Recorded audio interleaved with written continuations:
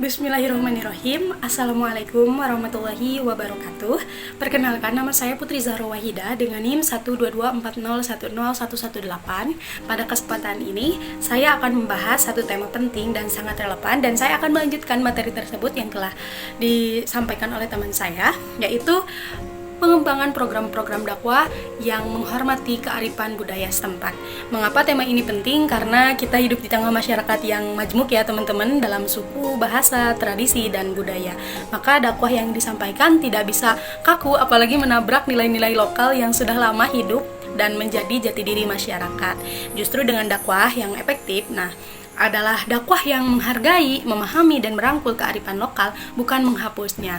Kemudian C, integrasi kearifan budaya lokal ke dalam kurikulum dakwah merupakan pendekatan strategis yang menggunakan nilai-nilai tradisi dan praktik budaya setempat dengan ajaran Islam untuk menciptakan pendidikan dakwah yang kontekstual, relevan, dan berakar pada identitas masyarakat.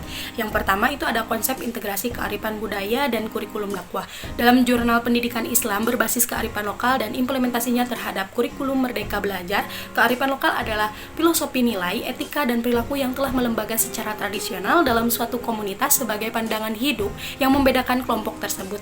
Dalam konteks pendidikan dakwah, kearifan lokal tidak boleh bertentangan dengan ajaran Islam, melainkan harus selaras dan memperkaya nilai-nilai Islam dengan ajarannya. Kemudian yang kedua adalah manfaat integrasi kearifan budaya dalam kurikulum dakwah, yaitu memperkaya pemahamannya agama dengan mengaitkan ajaran Islam pada konteks budaya lokal yang sudah dikenal dan dihargai masyarakat, membentuk karakter religius dan membakar pada budaya lokal sehingga Mad'u memiliki identitas yang kuat dan harmoni antara agama dan budaya, meningkatkan relevansi dan daya tarik pembelajaran atau dari segi berdakwah. Kemudian yang ketiga itu ada strategi integrasi dalam kurikulum dakwah, menyisipkan nilai-nilai kearifan lokal dalam materi pembelajaran dakwah seperti fikih, akidah, dan tafsir dengan contoh khusus dan tradisi lokal yang relevan. Pembelajaran kontekstual berbasis budaya lokal yang mengaitkan konsep dakwah dengan situasi sosial budaya Mad'u, misalnya menggunakan filosofi adat atau tradisi lokal sebagai pengantar materi. Salah satu contoh yang saya idolakan adalah Sunan Kalijaga, yang dimana beliau berdakwah melalui kesenian ataupun tradisi-tradisi budaya Jawa, dimana Islam bisa menyatu dengan budaya ataupun keadaan pada saat itu. Kemudian di kita juga ada pembelajaran di pesantren-pesantren yang mengkaji kitab kuning, dimana diajarkan dengan bahasa dan ditafsirkan dengan bahasa Sunda. Optimalisasi peran tokoh adat dan masyarakat dalam proses pembelajaran untuk memperkuat legitimasi dan penerimaan nilai-nilai dakwah yang disampaikan. Kemudian yang keempat ada implikasi dan tantangan integrasi kearifan budaya dalam kurikulum dakwah, meningkatkan kualitas pendidikan agama dengan pendekatan yang lebih kontekstual dan bermakna bagi peserta ataupun Mad'u. Pendekatan ini juga memperkuat identitas budaya dan agama sekaligus membangun sikap toleransi atau bahasa Sundanya yaitu siger tengah ya teman-teman, dan harmoni sosial. Tantangan utama adalah perlunya peningkatan kapasitas pendidik dan pengembang kurikulum agar mampu mengimplementasikan integrasi ini secara efektif dan tidak menyimpang dari ajaran Islam. Kemudian yang D yaitu pelatihan bagi dai tentang pentingnya kearifan lokal dalam berdakwah merupakan langkah krusial untuk meningkatkan efektivitas dakwah yang kontekstual dan diterima oleh masyarakat yang dalam penggunaan dakwah. Dalam jurnal meneguhkan dakwah pedalaman menuju Nusantara Baru Indonesia Maju. Yang pertama itu ada pentingnya pelatihan dai mengenai kearifan lokal. Dai perlu dibekali pengetahuan luas tidak hanya tentang agama tetapi juga budaya, bahasa, kondisi sosial masyarakat setempat agar dakwah yang disampaikan relevan dan tidak menghakimi. Kemudian kearifan lokal menjadi kunci agar pesan dakwah dapat diterima dengan baik, misalnya dengan memahami adat istiadat, tradisi, dan nilai-nilai yang sudah melekat di komunitas sasaran. Kemudian pelatihan ini membantu dai menguasai komunikasi lintas budaya sehingga mampu menyesuaikan metode dan bahasa dakwah sesuai karakteristik Mad'u.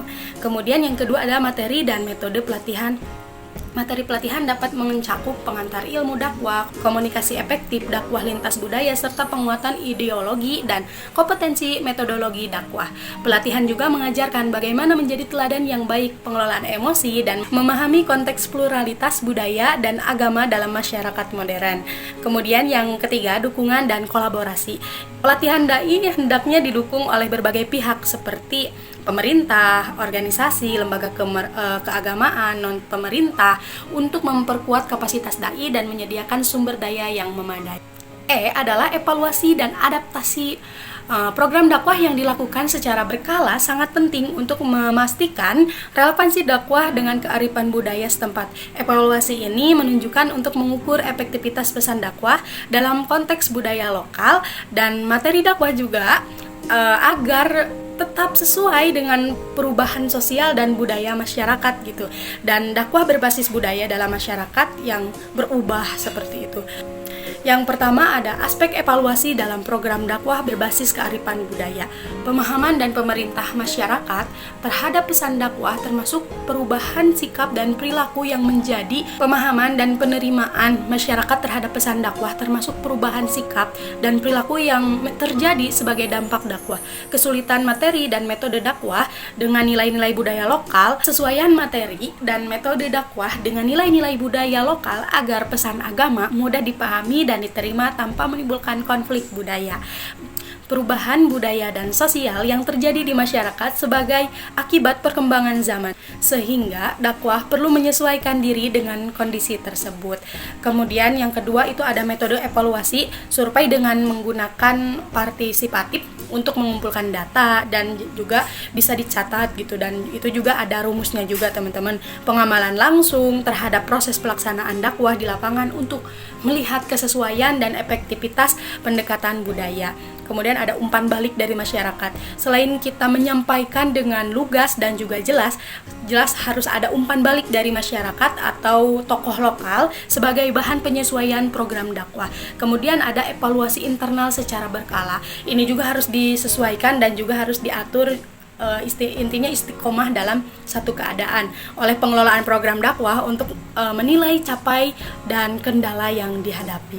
Kemudian yang ketiga adalah adaptasi program berdasarkan evaluasi, penyesuaian materi dakwah dengan nilai-nilai budaya yang masih relevan dan positif serta menghadirkan konflik dengan norma budaya lokal. Ketiga ada adaptasi program berdasarkan evaluasi, menyesuaikan materi dakwah dengan nilai-nilai budaya yang masih relevan dan positif serta menghindari konflik dengan norma budaya lokal, mengembangkan metode dakwah yang lebih kreatif dan kontekstual, misalnya melalui seni budaya, bahasa lokal, dan media sosial yang sesuai dengan karakter masyarakat. Kemudian meningkatkan kolaborasi dengan adat, tokoh, budaya, dan juga komunitas lokal untuk memperkuat legitimasi dan penerimaan dakwah. Mengantisipasi perubahan sosial dan budaya dengan terus melakukan kajian budaya agar dakwah tetap adaptif dan efektif. Terima kasih. Sekian yang dapat saya sampaikan, semoga bermanfaat untuk kita semua. Akhirul kalam, wassalamualaikum warahmatullahi wabarakatuh.